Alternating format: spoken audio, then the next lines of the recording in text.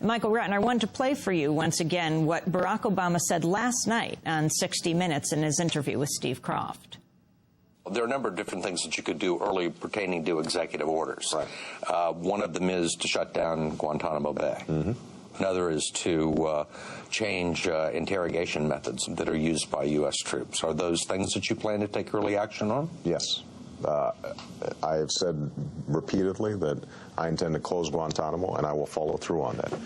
I've said repeatedly that America doesn't torture, and I'm going to make sure that we don't torture. Those are part and parcel of an effort to regain America's moral stature in the world. There you have President-elect Barack Obama saying he's going to close Guantanamo and make sure the U.S. doesn't torture. Well, obviously, I mean, we at the center represent scores of Guantanamo people, scores of people who've been tortured. And, of course, this is a very, very important statement. I mean, this is a shift. This is someone who I now believe will close Guantanamo, and I hope will apply the anti-torture rules to not just the military, but to the CIA and everybody else. So that's actually very positive. The negative part is really what we've seen come out, floated by ostensibly members of the transition team and others, which are two issues. I called it rewrapping Guantanamo to make it more palatable. Not at Guantanamo, but maybe here. One is preventive detention, and the other is national security courts. And they work together. If you really look at what Guantanamo was, it's essentially a preventive detention facility where the United States really tried to give people no legal rights to challenge that preventive detention. Finally, we got into federal court, et cetera.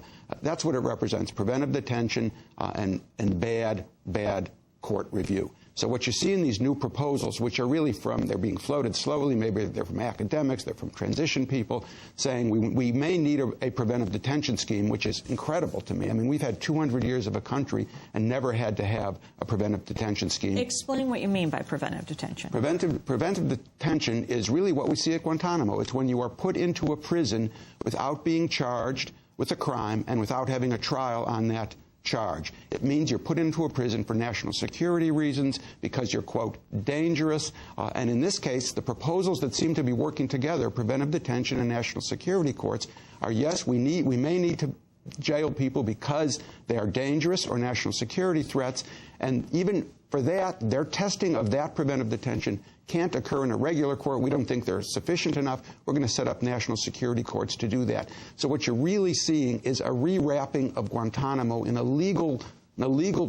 new paper to make it more palatable. I hope that doesn't happen. I hope there's huge objections. The idea that this country would go into a preventive detention at this point and special courts after we've been litigating for years to say these people have a right to get into a federal court and we shouldn't have a preventive detention scheme is remarkable to me.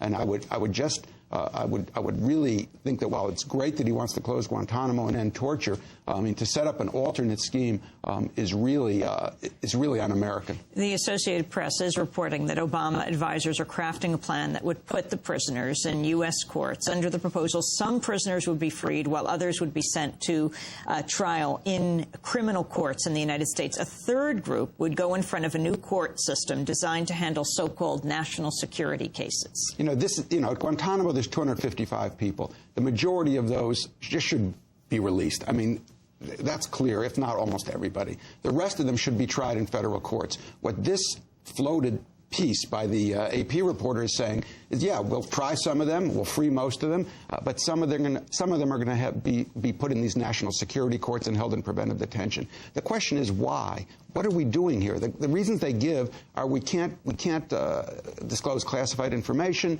and maybe we can't prove that they're actually committed crimes. Well, classified information is dealt with all the time in our federal courts. There's hundreds of trials in which they have methods of dealing with classified information.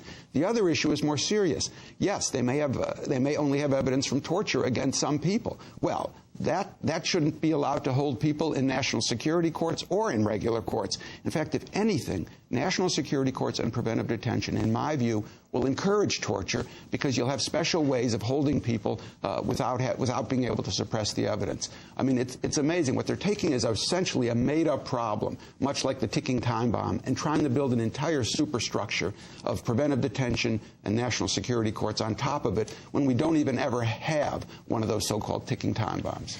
Michael Ratner, I want to thank you for being with us, president of the Center for Constitutional Rights.